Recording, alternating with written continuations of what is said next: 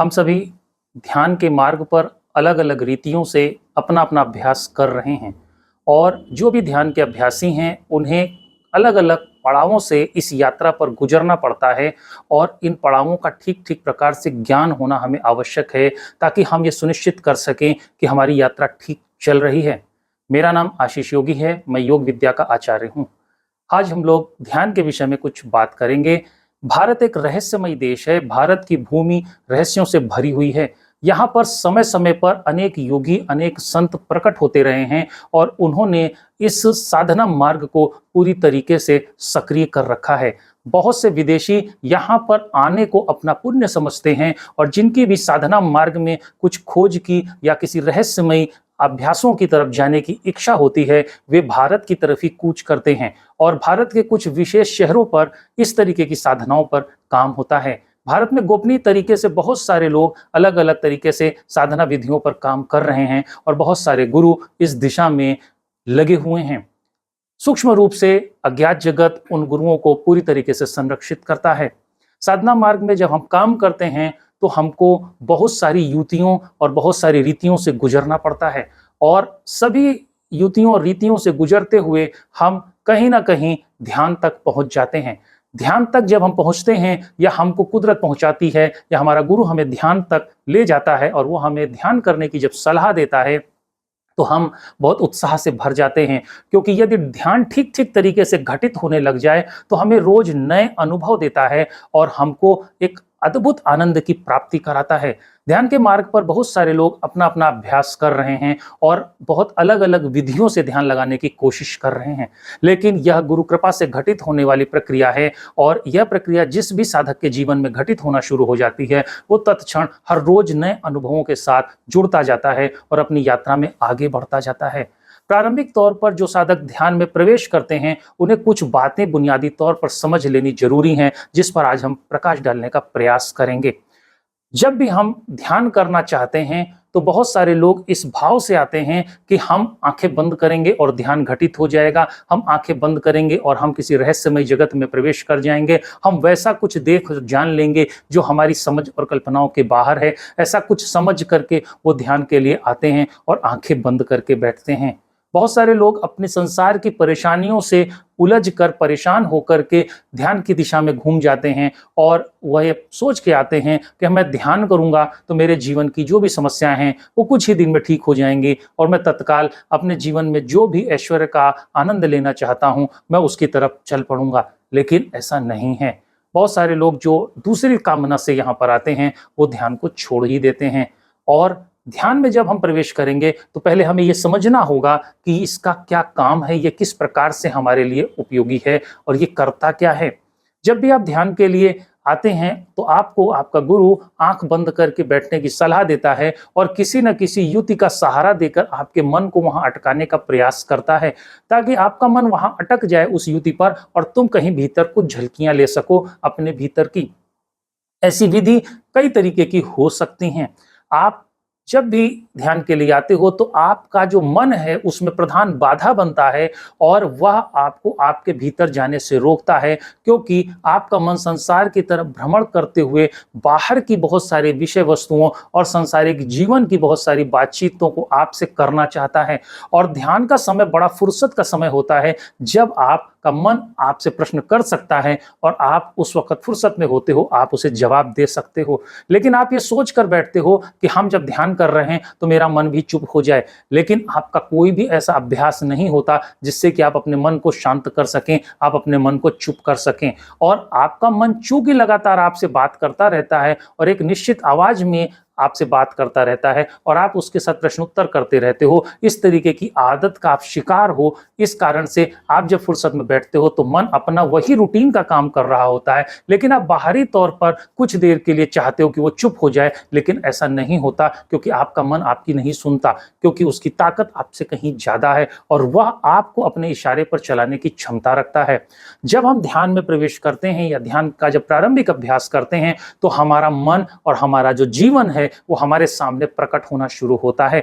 आपका ही जीवन आपसे प्रश्न करता है, आप अपनी आयु में जिस भी पड़ाव पर हैं, वहां तक की यात्रा में जो भी चीजें आपने अपने जीवन में पाई हैं, सुख है, दुख है और सांसारिक जो भी विषय भोग विलास की वस्तुएं आपको मिली हैं, उन्हीं से संबंधित प्रश्न उत्तर आपके भीतर प्रारंभ हो जाते हैं और ये कुछ दिवस तक चलते हैं।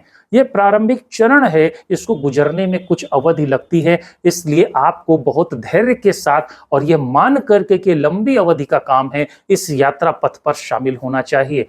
आपके भीतर जितना ज्यादा विचारों की श्रृंखला होगी, आप उतने ज्यादा प्रश्न उत्तरों से का शिकार होगे और इन प्रश्न उत्तरों से बहुत ही शीघ्र आपको राहत पानी हो तो आपको योग की एक रहस्यमयी साधना का सानिध्य लेना पड़ेगा, जिसे हम लोग त्राटक क्रिया कहते हैं। इस क्रिया के माध्यम से आपका जो मन बहुत सारे व्यर्थ के प्रश्न आपसे कर रहा होता है, वह करना बंद कर देता है और आपको बहुत आसानी होती है अपने अंदर चुप और शांत हो जाने में। और जब आप अपने भीतर चुप और शांत होना शुरू करते हैं, तब यहां से आप दूसरे चरण में प्रवेश करते हैं और जो दूसरा चरण आपको मिलता है, जिससे हर साधक को गुजरना होगा, वह चरण है आपको नींद का। जब आप साधना के लिए बैठते हैं तो जैसे ही साधना में बैठते हैं तो थोड़ा ही समय व्यतीत होते ही आपको बड़ी तेजी से नींद का आभास होने लगता है। आपको लगता है कि मुझे बहुत तेज नींद आ रही है और कई बार आप अपने आसन में ध्यान के समय आपको झटके लगते हैं, आपका शरीर कभी दाएं तो कभी बाएं, कभी आगे तो कभी पीछे लुढ़क जाता है और आप चौंक चौंक करके उठते हैं। कई बार आप चौंकते हैं और आपकी आंख भी खुल जाती है। कई बार आप चौंकते हैं और आपको यह सोचना पड़ता है कि आप क्या कर रहे थे, आप कहाँ बैठे हैं। तब आपको थोड़ी देर बाद स्मरण आता है कि हाँ, मैं तो ध्यान के लिए बैठा हुआ था, मैं कुछ ध्यान का अभ्यास कर रहा था। आपको यह स्मरण भी आने में समय लगता है। यह दूसरा पड़ाव है। इस स्थिति में बहुत सारे साधकों से यह भूल हो जाती है कि वो अपना आसन छोड़ देते हैं और जाकर के सो जाते हैं, जबकि ऐसा नहीं करना है। आपको यह जो झटके आ रहे हैं, जो नींद का वेग आपके शरीर को स्पर्श कर रहा है, इसको आने देना है और अपने आसन पर ही आपको बने रहना है। कई साधक यह भी अनुभव करते हैं कि जब वो बिस्तर पर जाकर लेटते हैं तो नींद नहीं आती और वो पूरी तरीके से तरोताजा होते हैं। यह ध्यान का ही एक अगला पड़ाव है, जिस पड़ाव तक आप पहुंचे हुए हो। और यहां पर इस एक स्टेप से दूसरे स्टेप में आप अपनी साधना के द्वारा, आप अपनी बैठक के द्वारा आगे बढ़ते हो। तो दूसरे चरण में आपको नींद के वेग आएंगे, नींद से आपको पीड़ा होगी। उस स्थिति में भी आपको अपना आसन नहीं त्यागना है। जब आपको नींद आ रही है, उस काल अवधि में आपके शरीर में जो सतोगुण, रजोगुण और तमोगुण हैं, इनका संतुलन किया जा रहा है। आपका जो रजोगुण है वो सतोगुण की तरफ शिफ्ट हो रहा है। इस कारण यह अवस्था आपके भीतर बन रही है और जैसे जैसे यह जो आपके अंदर का तमोगुण है यह सतोगुण में शिफ्ट होता चला जाएगा, वैसे वैसे आपको नींद का वेग कम होने लगेगा। इसमें कोई भी अवधि लग सकती है। किसी को 1-2 महीने तक का नींद के झोंके आ सकते हैं, किसी को और कम ही समय में इसमें सफलता मिल जाएगी। जब आप यहां से आगे बढ़ते हैं तो आप तीसरे चरण में प्रवेश करते हैं। जिस तीसरे चरण में आपका प्रवेश होता है, वहां पर आप ये पाते हैं कि आप जब ध्यान में बैठे हैं तो आपको धीरे धीरे अपने शरीर का बोध खत्म हो जाता है। आपको लगता है कि मुझे अपने शरीर का कोई बोध नहीं हो रहा, लेकिन हमारे शरीर के भीतर कहीं कोई चैतन्य है, कोई कहीं जागृति है, जिसको छूना, जिसका एहसास लेना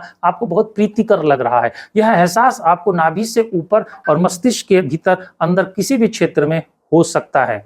आपको बार बार ये जो एहसास मिल रहा है, यह आपको बहुत पुष्ट करेगा और इस एहसास को लेना आपको प्रीतिकर लगेगा। जब आप तीसरे चरण में प्रवेश कर जाएंगे तो अगर आप ध्यान में बैठे हैं और यह एहसास आपको नहीं हुआ तो आप उठकर ये घोषणा करेंगे कि आज ध्यान में मजा नहीं आया। लेकिन यदि वह आभास और वह एहसास आपको मिला जहां पर आपको अपने शरीर का कोई बोध नहीं है, लेकिन शरीर के भीतर कोई जागृति है जो कहीं पर निवास कर रही है और आप उसको छूकर, उसको एहसास करके घंटों बैठे रह गए, वह स्थिति आपको बहुत अच्छी लगेगी। और जब यह स्थिति आपको ठीक ठीक प्राप्त होगी तो साधना से उठने के उपरांत आप घोषणा करोगे कि मजा आ गया और जो उपलब्धि मुझे पानी थी वो मिली है। आप चाहें किसी अन्य अवस्था या किसी टारगेट को लेकर अगर आप बैठे हैं, वो चाहे भी पूरा ना हो तो भी आप बड़े खुश और एक आनंद की अनुभूति को प्राप्त करोगे। इसी क्रम में जब साधना और आगे बढ़ती है तो आपके भीतर यह चैतन्य और सक्रिय हो जाता है और सतत आपको इसके साथ जुड़े रहने का भाव आता है। ये सामान्य प्रारंभिक तल पर जब आप साधना शुरू करते हैं तो ये 3 पड़ावों को आपको पार ही करना पड़ेगा और उस चैतन्य की अनुभूति के साथ आपको रहना होगा। जब आप उस चैतन्य की अनुभूति के साथ रहते हो तो एक अवस्था और आती है कि आपको कई बार ऐसा लगता है कि बहुत सारे विचार चले, लेकिन तब भी ध्यान घटित हुआ, आप आनंद से उठे हैं, आपके भीतर बहुत शांति रही और आप अब बहुत देर से बैठे हैं लेकिन आँख खोलने का मन नहीं हो रहा है, आपका मन कर रहा है कि मैं आँख बंद ही रखूँ, यह भी बहुत अच्छी स्थिति है और यह भी दूसरा पड़ाव पार करने के बाद ही आपके भीतर आती है। आप जब भी दिन में किसी फुर्सत के समय पर होते हैं, तो आपको बार-बार अंदर से एक पुकार उठती है कि अभी खाली समय है, चलो आँखें बंद कर लेते हैं और यदि आप आँखें बंद करते हैं, तो आपको बड़ा सुख लगता है, आपको बड़ी ताज़गी लगती है, बड़ा सकारात्मक आप अनुभव करते हैं और आप बड़ी दिव्य ऊर्जा से भर जाते हैं। यह भी तीसरे चरण का ही हिस्सा है और इन अवस्थाओं को जब आप पा करके जीना शुरू करते हैं, तब आपके अंदर ये जिज्ञासा होती है कि अब इसके बाद आगे मैं कैसे लांघूं, आगे कैसे पहुंचूं। इस अवस्था तक भी पहुंचने के लिए आपको किसी जानकार गुरु की आवश्यकता है, क्योंकि वह आपको अपने साथ जोड़कर क्रमशः ऐसे पार लगाएगा और आपको भरोसा दिलाता रहेगा कि तुम्हें जो अनुभव हो रहे हैं वो सही हो रहे हैं। और ऐसे ही धीरे धीरे धीरे धीरे तुम अपने ही विकारों से पार निकलते हुए, अपने ही सांसारिक दलदल से बाहर निकलते हुए इस दिव्य तिलिस्म आनंद की तरफ पहुंच जाते हो। और जब यहाँ पहुंचते हो तो गुरु आपको इस अवस्था को पोषित करने के लिए, इस अवस्था में कुछ समय तक ठहरे रहने की बड़ी रहस्यमयी सलाह देता है और फिर जब आप वहां तक पुष्ट होते हो, तब आगे की यात्रा पर लेकर चलता है। इन सारी विधियों को आप हमारे साथ भी सीख सकते हो और हमारे साथ इन सारी विधियों को सीखने के लिए, इन सारी अवस्थाओं तक पहुंचने के लिए हमारे दिए हुए नंबर पर संपर्क करें। धन्यवाद।